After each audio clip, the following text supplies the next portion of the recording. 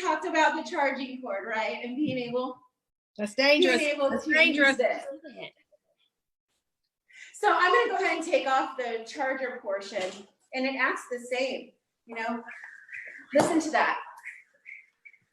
So it's very, and to go ahead and double it, the same thing. Do you hear that? Mm-hmm. It's beautiful. I didn't realize how strong they were, Michelle, until last time, and I went home and grabbed mine, and they are strong. So I'm going to whip that. I know, I love it. So I'm going to whip Mark just a little bit here. So Mark, bless your heart. Right? Just bless your heart. What a man. I'm going to show this quickly here. From my 2 o'clock, like we've got a clock, right? 2 to 8 and 10 to 4. So you notice I'm not just doing this. It's not just the arm. It's the whole body.